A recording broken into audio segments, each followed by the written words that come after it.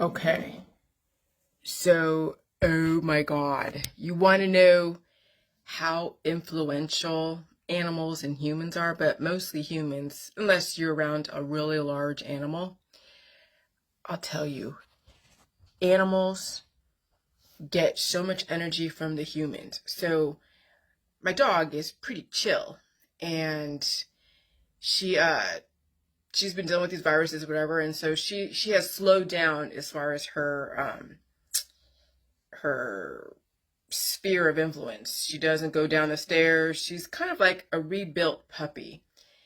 And she reversed all of her issues and all that stuff. And so, she gets her spouts of energy every so often. But when my husband came home today, it was like a total change in her demeanor. It was like he came home and he almost like he injected so much of his testosterone energy to where she was circling the house and running and running. I had to actually take her outside on a leash, and I ran her up and down my street. And I haven't seen her run like this. She was playing with the bones. She was just going around and around in circles, and then she was acting like she was possessed by a freaking viral demon. It was insane, but it it was like seeing my dog come back to freaking life again. It was the weirdest thing. And she is slowly getting back her personality from all these damn viruses that were taking so much from her. And then the feeding was such a crazy thing because, I was feeding her a bunch of my food because I was trying to figure out if she wasn't getting enough nutrition from her dog food. And I know that people who food have a lot of nutrition, but there also is a careful balance within even an animal's microbiome that they get too much bread or too much sugar, then it builds up candida. And so there has to be a careful balance of sodium chloride, fatty acids, omega acids, same thing, and carbs and grains. And so I'm like, okay. So then I kept switching her dog food, trying to figure out the best thing because she became so finicky, which she wasn't before. But then COVID just kind of messed everything up. But now finally she ate her dog food, her regular dog food, the kibble that she was eating before, and she's eating the wet food, and she's getting her strength back. I mean, no, she still has issues getting on the bed, but that's okay. Her fur is softer. No, she doesn't go down the stairs. Here she comes. Hold on. Here, sugar. Come. Oh. I mean, she doesn't go down the stairs. Hold on. By herself, because the stairs in my backyard, the stairs are really rickety that I don't even go down myself all that often unless I absolutely have to. But she's even getting better going up and down the stairs in the front of the house where she would kind of stumble, and she did have a problem this last week going up the stairs even in my house, and then finally she was able to come up the stairs. And so the way this virus is working is that, yeah, there's going to be a lot of things come up that when you get exposed to so much mucus energy, it can make you lethargic and make you feel like you're in a zombie state until you have to keep feeding and releasing. And so this has been the last 2 years of our life with this COVID-19 and all of her predispositions. And even before COVID-19, I was giving her my jelly juice, but then stopped, and she was still realizing her predispositions and changing her biochemistry, where even her fur is so much softer. Her face is so much different. I mean, her demeanor is she's I see bouts of loving and cuddly a little bit when she wasn't before. And so, I feel like I have a new freaking dog. I really do. But it's been a lot of work. If she would have saw my husband like a couple months ago, she would have had seizures because of the amount of energy he brings home. And he carries viruses, so do I, but he's out there and I'm here, and so we're in a homogenized zone. He's coming in and upsetting the viral homeostasis, and so she feels the energy, picks up on it. And before, when she still had her predisposition, she would have seizures, and she even had a big one where she pooped. But and peed like right on the floor while she was going through the seizure stuff. And you'd think that I'd be scared. No, but I've been going through this for the last couple of years, where she'd pee on the bed, she'd have seizures right next to me, fall off the bed.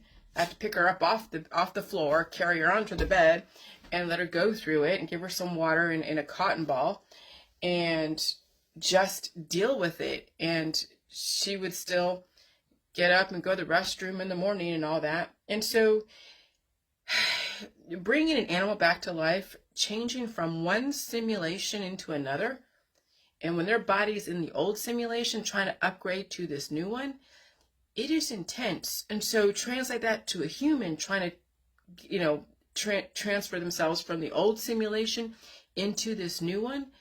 I'm telling you, yes, you will probably experience heart attacks, strokes, aneurysms, but you'll survive them if you keep feeding. I kept feeding her food, and I had to keep changing because I didn't know what was the right combination, given that when you deal with the medical holistic veterinary system, they have a platform based upon a lifespan of an animal and a human. And so what they're giving animals and humans, Sugar, you want to go outside? Hold on. Come here, Sugar. Here. You want to go out? Here. Come on. Go ahead. Okay, what they give animals and humans in the old simulation may not translate into the new simulation. So I was just finding so many different things, just playing around with this food, that food, figuring out what's going on, when there's stuff coming out of her ear, and I'm picking it out, using a little bit of salt water to help brush it out, and just going through all the stages of rebuilding her from a deficit. Because again, she's being backyard bred over here in Ohio, where pit bulls are a dime a dozen out here, and people are always selling them and breeding them. And so when I picked her up from the ASPCA, not me, but my husband and his friend, it was like, we inherited a dog, and we didn't know where she came from and what kind of experiences she had. We can kind of figure out, some pretty intense stuff, because she was cringy and all that stuff, and she probably was left outside. She was probably used as a breeder, or as a, what do you call it? I don't know. As I don't breed dogs, but she was probably used to breed animals and then thrown away when she wasn't useful anymore. And so we took her on, and she had large nipples, and she had fatty tumor that I finally got through that. She had all of the skin issues and all the skin inflammation, a lot of the pestilence. So we'll see come September how the pestilence will be this time. And so I'm just so excited to see any kind of improvement and a glimmer of some kind of personality that she had before all this stuff happened.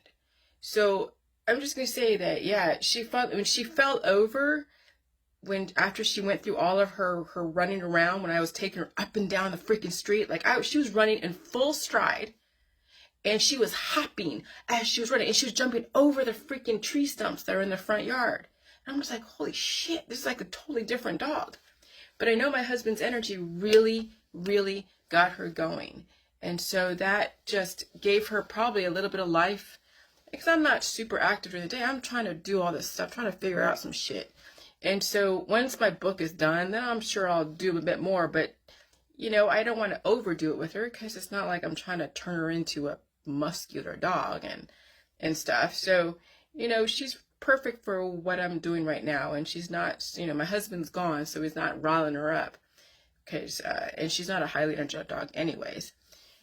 But it's just nice to see that there is some hope with this, and that she looks like a puppy now. Okay, she looks like a puppy. She doesn't look like the dog that I got when I first got her back in 2015.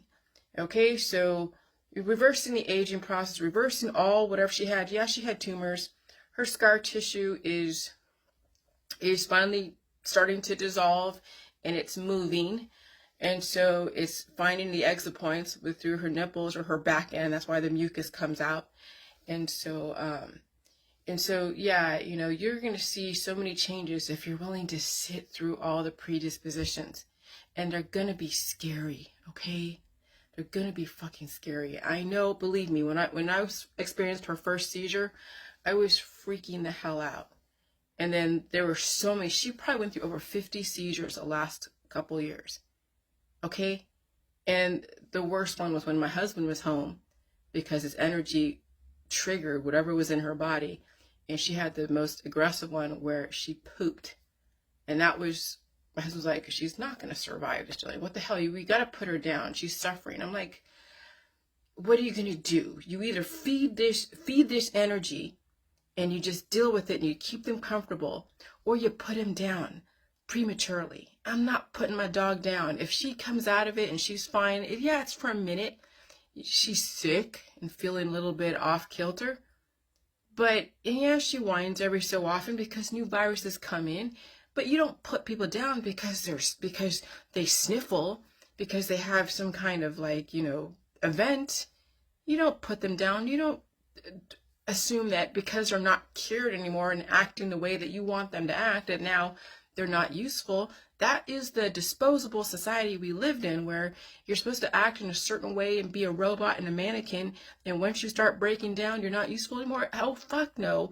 And now you need to level up. And now you can't live that kind of disposable, cured lifestyle where you're taking all your pills, powder supplements, and detoxes and antibiotics so you can freeze yourself in the state that you're in until your body breaks down into the inside. Even though you look cute on the outside, your body is dissolving on the inside, and then people just pass away in the middle of the night. That's not what I want to do with my dog or with me. And so, my husband's going to see that she will survive all this. I just got to keep feeding her. She has to keep eating and pooping and, and being motivated to get off the bed and get up and down the stairs.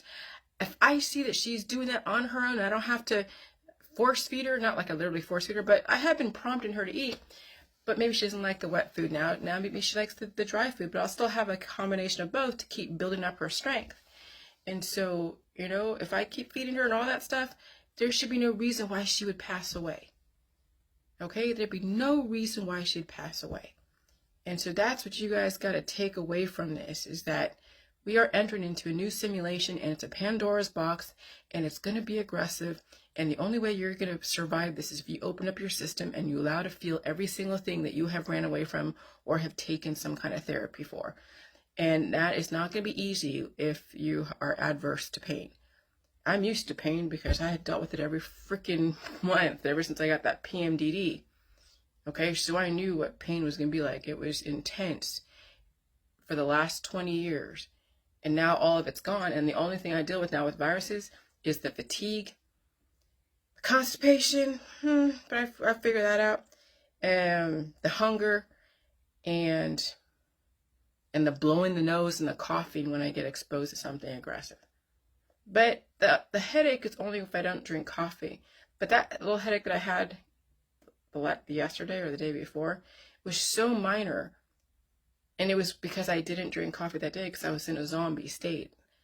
Okay, I knew I was tired. I got exposed to something I had to get through, and I still had to get shit done. And so I just took a shower, did whatever I had to do to get everything out, go to Walmart, stop, come home, and then go to sleep and just pass out. And so I had no coffee that day. So I was sleeping on and off on Saturday. Okay, and that's what it's going to have to take. You guys are going to have to give yourself the time. And that means that people around you are going to have to understand. And the more you hang out with people, the more you're taking on their stuff. It's going to compound what you already have to deal with anyways. So you might as well deal with your predispositions first and take on things minimally, because they're going to trigger stuff anyways. When you finally open your system up and you do the J juice, the saltwater flushes, or the J juice, because it has probiotics and nutrients from the cabbage and kale, yeah, your system is going to open up and you're going to feel everything that you've ran away from, and everything that you've ever felt or dealt with or had an issue with is going to come to surface, and you're going to have to face it. And that's the only way I could say how you're going to survive this, is you have to face everything that you've been cured from, because it's going to come up again, but you may not survive the events that are going to happen between now and the future. And so preempt it now on your own where you can control it, or wait for something to go and trigger everything, and then you can't control it. And then it's see you later, alligator. All right, bye.